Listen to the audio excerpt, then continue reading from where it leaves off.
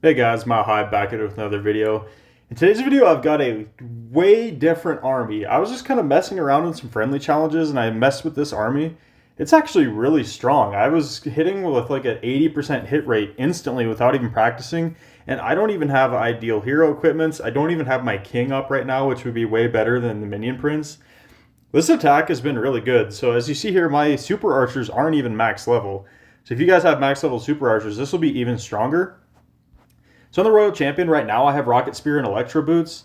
If I was you, I would definitely take the Hog Puppet with the Electro Boots, or if you want to use your ability right away and get more value out of your Spirit Walk, you can use the Haste File, but I don't have either of those at a high enough level to be viable, so that's why I'm using the Rocket Spear, which the synergy with this attack is pretty bad. The Rocket Spear doesn't make any sense.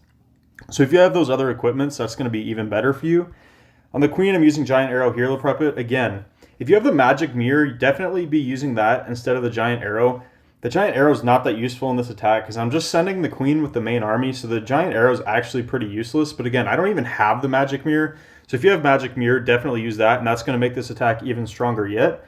And on the Warden, we're actually using the Rage Gem and the Healing Tome. We're not even using Eternal Tome. It's been working really well for me. I don't know if the extra raged effect I think it just boosts those Yeti mites so much that you just plow through the base.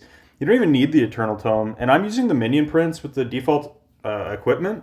But if you have the King with Earthquake Boots and Spiky Ball, that's going to be even better. Way better than the Minion Prince. Because once he gets to the middle, you can use his ability and open up the rest of the base. I don't even really have anything to open the base right now except for the Log Launcher. But my King is upgrading. And even if I had my King, my Earthquake Boots and Spiky Ball are still a pretty low level. So like I said, I don't even have the most efficient equipment and heroes for this by far. So if you guys have what I told you, it's going to be even stronger. So let's hop into the first replay and just show you how good this really can be.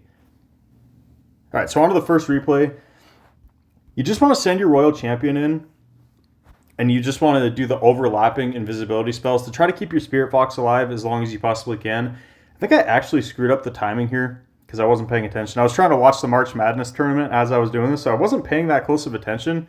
Just kind of messing around looking for new attacks. So as you see here, I'm actually going to lose my Spirit Fox really early, and it's not even going to matter. I could have got way more value if my Spirit Fox would have stayed alive, but I'm still going to plow through this base. As you see here, we're going to get both of these Fire Spitters, and this is actually a base that I got from Itsu, and I've been running it in Legends League, and I've had some really good defensive days with this base. I started off today at 59.99 trophies, and I was running this base. I got like 4 defenses today in High Legends, so it's actually a really solid base. We're going to get the Builder Hut here, and then we're going to recall her out. And see, we've got a big chunk of the base taken out, a lot of damage. So now you're just going to want to drop 2 Yetis and 2 Super Archers on each side now to set your funnel. And then everything else, just spam it in the middle. And I like to pop my Warden ability early because you got that Healing Tome, which lasts for a long time. And you don't have the Eternal Tome, so I think it's better to pop it early. And see here, I'm going to pop my Rocket Spear and stuff early too. But like I said, the synergy with the Rocket Spear isn't there with this attack. The only reason I'm using it is because that's basically the only viable equipment I have. So like I said, Hog Puppet, if you want to use the ability later, or Haste File if you want to get more value out of your RC Walk at the beginning. That's completely up to you guys, but as you see here, we got a nice little funnel set. We're even fighting the Clan Castle in the middle, and it's not going to matter that much. I mean, if you want to tweak this a little bit and bring a poison spell and stuff like that, you can, but I just don't think it's necessary, especially since you're sending your Royal Champion with your main army. The Electro Boots actually do work. Paired with your Super Archers, it can melt the defensive Clan Castles. We do get a bit of a split here. Our Queen wanders off, and her healers actually do transfer off of her. But as you see here, our Royal Champion going at the bottom. We have a couple Yetis left. And let's see here. Okay, the Royal Champion getting the Multi-Inferno Tower, which is nice. There's really not much left on this base that can harm us. We got the enemy Royal Champion, but the Queen's taking her out. And then we have the single Inferno Tower, which is actually going to melt the Queen. But it's not going to matter because she's kind of tanking now while our Royal Champion sneaks in from behind, takes out the single Inferno Tower. We still have our Warden with healers at the bottom with the Super Archer. Still have a Yeti down there. We have our Royal Champion stayed alive. We have another Yeti up here. So at this point, it's basically just cleanup. We'll just 2x through this. And it wasn't overkill, but I did lose my Fox at the beginning, which makes a big difference. If you can keep your Fox alive and send it with the main army, your Royal Champion can stay alive through this attack for a long time and get tons of value. So this was actually my first time ever trying this, so it wasn't that overkill, but first time ever trying it and got a triple. And again, under-leveled super archers, bad hero equipment that doesn't synergize, don't even have my king, still crushed the base. So let's hop into another replay. All right, on to the next attack. This is a very common Legend League base. I attack this almost daily in Legend League. So that's why I wanted to show this attack against it. I like coming in from over on this corner because I like to try to get both of the fire spitters. And usually this base has both fire spitters there. Sometimes I've ran into people who have kind of changed it up just a little bit and moved one fire spitter down to the bottom. This is actually an Itsu base as well. It's probably one of the most burned bases in Legend League though. I actually had a day where I attacked this base back to back in High Legends. So you see here, we're going to charge in, take out both the fire spitters. Some people probably have started to move the fire spitters around just because the Royal Champion dive is so popular. But I still run into it a lot where both spitters are there. So I think it's just the best value to charge into that spot. But if not, you can go into one of the spell tower compartments over here that has the Expo, the multi-archer tower, the scatter shot, multi-inferno. There's value pretty much anywhere you go in on this base. So it's completely up to you. Kind of depends on what variation you run into. And we're just going to recall her out there. As you see, the whole top corner of the base is taken out. And then we're going to come in from the bottom because we have a nice little funnel set on the right side. So we're just going to funnel out the left side and then spam everything else in the middle. Get our log launcher going.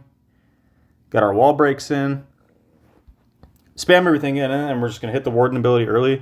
It probably would work with Eternal Tome, but I don't know. I've been having really good luck with the Rage Gem and the Healing Tome. You see, we popped the Minion Prince ability, Frost over the Town Hall, Frost the Monolith, the Multi-Gear Archer Tower on the left side. The CC does pull, and it is actually kind of nice here. Our Minion Prince wanders off to the left, and he's kind of trimming the buildings on the left flank there, keeping everything centered towards the Town Hall. He does go down, but we have the Phoenix on him, so he's going to take out that Expo. This whole compartment pretty much is going to go down, which is really nice. Really good support on the flank from the Minion Prince. And our healers are healing 2 Super Archers, which is really dumb. I wish they'd move up and actually heal something useful. But we have some Super Archers clearing the left side. Everything grouped pretty well, except for this massive group of Yetis over here fighting some skeletons, but it's actually going to work all right. Because now everything's split up. There's really nothing left on the base that can affect us except for, what is that, the enemy Queen and the Giant Cannon. This base was absolutely steamrolled. Our Queen's still alive. We still have tons of Yetis alive, tons of Super Archers. Our Royal Champion just now went down.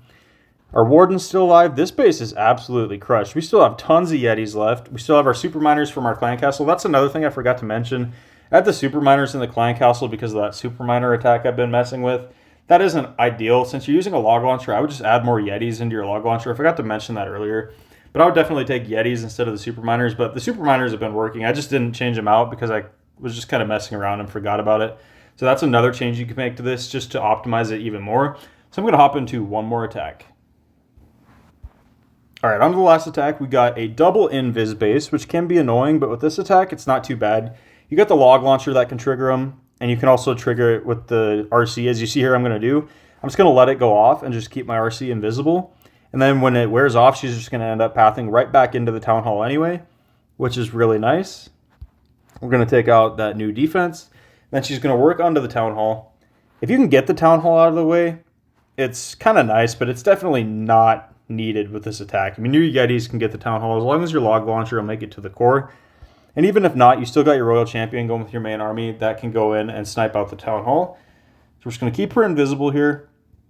She's going to get the multi-archer tower. She's going to get the fat cannon. She's going to get this multi-inferno tower. Then she might trigger the gigabomb here. I'm not sure where she's going to path. And we pulled tons of skeleton traps there and part of the CC.